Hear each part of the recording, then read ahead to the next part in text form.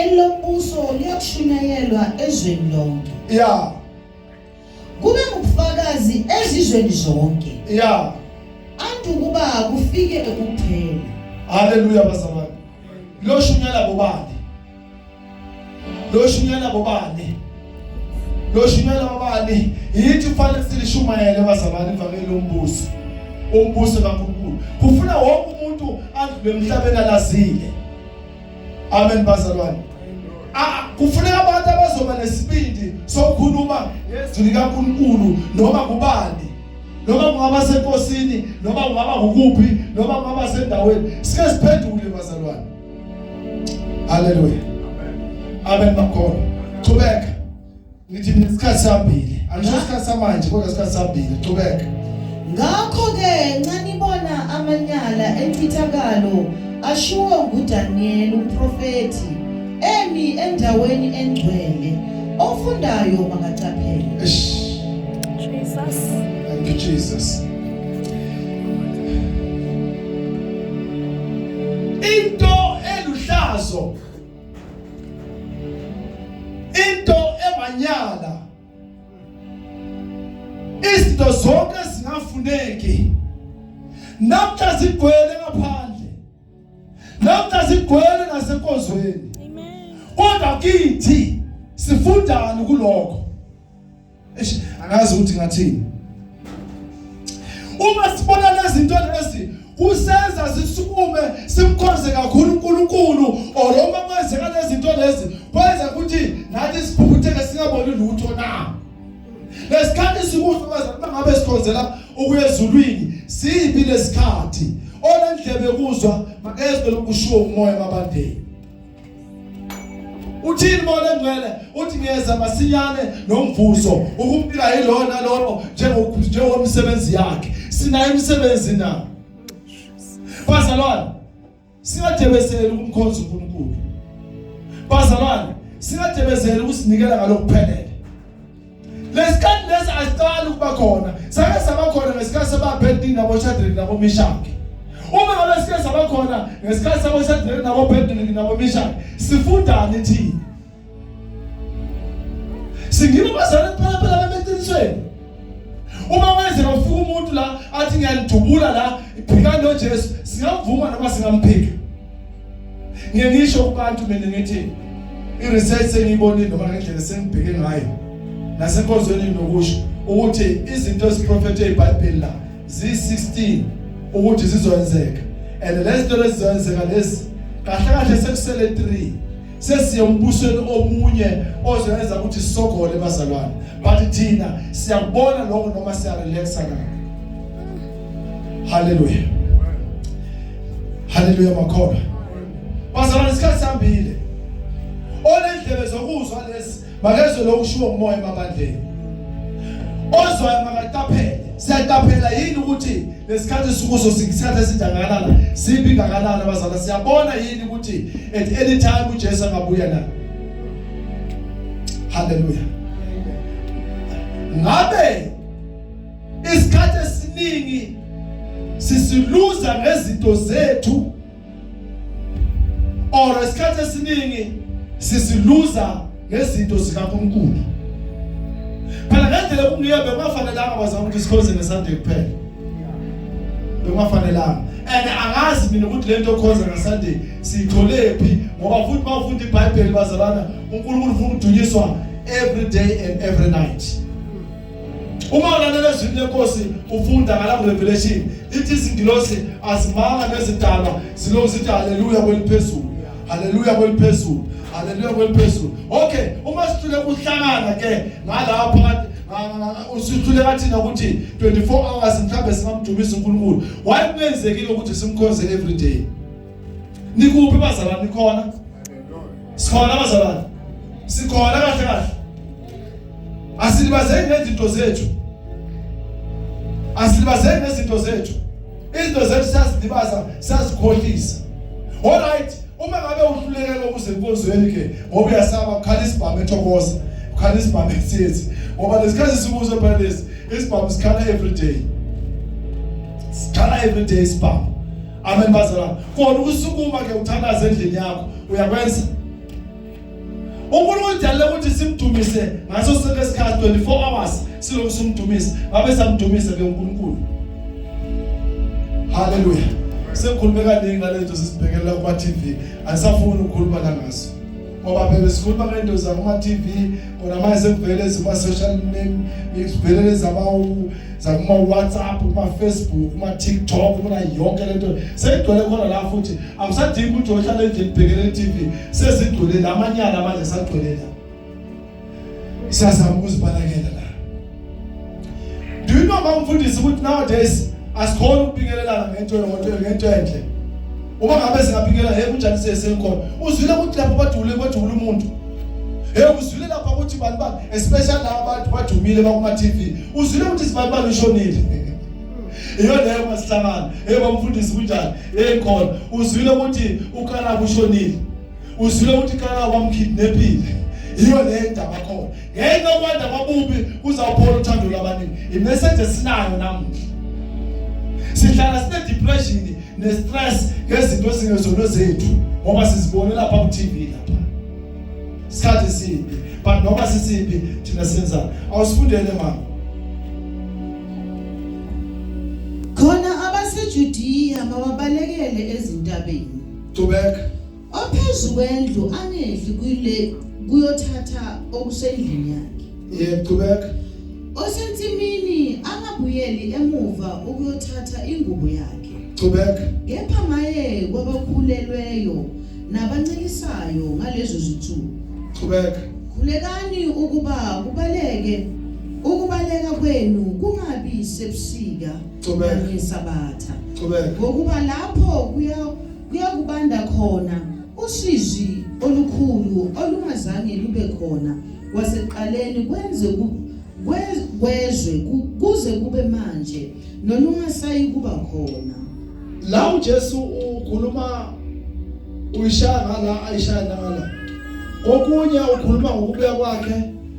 Okunye ukhuluma ngosizi loluzaba khona emva kwakhe. To remember ukuthi emva kwaJesu kwaba nezihlupheko eziningi.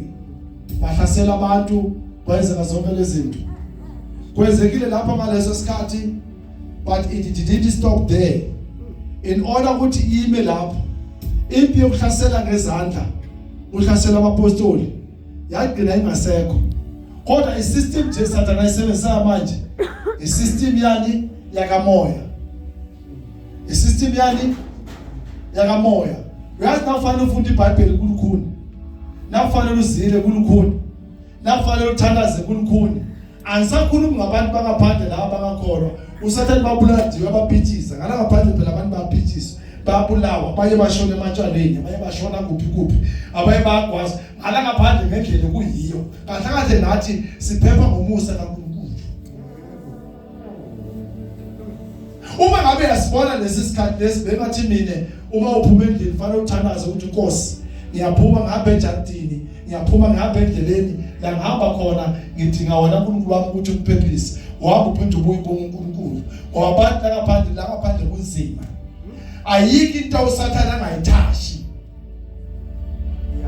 Angazi noma ngizwa yini. Hallelujah. Ayiki into nje Sathane enzenjani? Angayithashi. Ngalesikhathi sethu lesani besikhuluma ngezinto zaba abortion, sikhuluma ngezinto zabantu ukuthi into sizibona simhlolo emhlabeni. But namhlanje ngendlela kwenzeka ngayo. Kwenzeka lento noma uhambe endleleni nje. Ngathi ngihamba endleleni nje bangikhomba bathi bethi phone. Labahamba ngemoto bathi bayifuna. Ayiki and ama plans asebenzisa uSathane emhlabeni akuyonke into. Kusho ukuthi ayikho into ekhona enganakuhlukumezeka. But okuhlungu kithi ukuthi noma sizibona lezi zinto lezi sikhumbula uNkulunkulu noma sikhumbula ukusikhuluma sizibone kuphela or sikhumbula uNkulunkulu kuphela kakhulu. Jesus. Sikhumbula abantu bazana nezinto ezenzekayo. Bazalana umhlaba utshitshile. Umhlaba wenzenjani? Utshitshile. But okubuhlungu yiloko ukuthi noma kutshitshile kunje thina singabantwana bakaNkulunkulu sime kuphi? Hallelujah. Sime kuphi bazalwane? Hallelujah. Amen bazalwane. Ku Revelation uthi bheka ngencotshotha. Amen bazalwane. ovula inhliziyo yakhe noma uvula umnyango wakhe ngiyangena kuye. Amen bazalwane. Uma ngabe Jesu wakwenza wasindiswa, seyini into eyenza uhlale manje? Noma uJesu engabuyanga, lithi iBhayibheli babusisiwe abafana bafele kuphi? Enkosini. Nowadays I feel like ngathi ikhona into ezenzeka ngokubuya kwakhe or umntana ukusindiswa ngcono bengasindiswanga. Kunento engizwa kakhulu enhlizweni yami ukuthi ngathi ngamkhonza kakhulu uNkulunkulu. Haleluya. Kongathi ngenza njani? Ngamkhonza kakhulu uNkulunkulu. Noma umzimba wana kodwa kongathi ngamkhonza kakhulu uNkulunkulu. Bakupha abantu abanjalo abazothi nathi sifuna ukukhonza uNkulunkulu straight. uNkulunkulu ufuna sibe ngcwele bazalwane. Amen. Haleluya. uNkulunkulu ufuna sibe njani? Uyabona lesikhathi, that's why about the second coming of Jesus. Bathi ukubuya kwaJesu ngokwesibili. uJesu ke weza waba khona. Lesikhathi eza kuqala bekeze ngomusa, afuna wonke umuntu asondele kuye, afuna wonke umuntu azinikele kuye, wanikela ngegazi lakhe. Uma ngabuya ngokwesibili, nawe sozofuna igazi lakhe manje. Uthi abobani laba igazi lakhe balisebenzise kahle. Ababani laba basihlazile ngegazi lakhe. Uhlazekile ngegazi likaJesu. Bazalwane, akusiyiso isikhathi sokudlala lesi. Isikhathi sokukhonza uNkulunkulu ngeqiniso. Funda mama, usasekhona ukufunda lapha. Uma lezo zinsuku zingafinyezwanga, bekungasindiswe umuntu. Yebo. Kepha ngenxa yabakhethiweyo, lezo zinsuku ziyakufinyezwa. Lobunzima lobukhona buyafinyezwa kube kuncane, bungafinyeleli la kufanele kube khona. Ngoba uma bengafika la kuba khona, kusho ukuthi bengeke usindiswe umuntu. Isho ukuthi lento le, which means thina we have been given an authority ukuthi siphephe kulento. Amen bazalwane. Okusho ukuthi noma sihlukunyezwa kodwa sinemandla kumbiza lo Jesu wethu. Sithi Jesu ngiphephise. Bazalwane, singahambi sinokwesaba every day njengabantu abangakhona. Ngithini futhi? Right. Singahambi sinani? Sinokwesaba right njengabantu abangakhona. But ukuthi nathi siyasaba njengabantu abangakhona, ukuthi sixoxa nabo, sikhuluma nabo futhi, and sikhulume le nto abasikhulumayo futhi siphinde sikhombise thina ukuthi siyasaba. Singeke sisho ukuthi mina uNkulunkulu wami angangiphephisi. Kuyiqiniso ukuthi asikhona ukuthi ekuseni singavuka thina siye emsebenzini sibuye singabanjwa inkunzi ngoba abanye bayabanjwa inkunzi. Kusho thina singabanjwa nathi inkunzi. Hallelujah. Amen bakho. Asinikwa umoya wesaba. Awufundela lapha kuTimothy chapter 2 Timothy chapter 7 verse chapter 1 verse 7. 2 Timothy chapter 1 verse 7. Amavesi wabhalela wonke ngeke sawafunda. Ngeke safunda la. All right. Funda 2 Timothy chapter 1. Ngokuba uNkulunkulu akaziphanga umoya wobugwala. Kepha owamandla. Nowothando. Yebo. Nokusikhuza. Bazalwane, uma simamukele kahle uNkulunkulu. Amen bazalwane. Amen. Uma simamukele kahle uNkulunkulu, afanelanga sibe ngamagwala. Amagwala kwenzekani? Amagwala ukuthi we must risk to worship God. Hallelujah. We must risk ukuthi siye enkonzweni. Uyabona ukuriska ukuya enkonzweni kufuna kufana nasemsebenzini. Hallelujah. Kufana nakuphi? Nasemsebenzini. Uyasibazana uma noma ivulingana ithini, umuntu uthatha umbrella emsebenzini. But bangabe ngokhonza uNkulunkulu umuntu akakhona.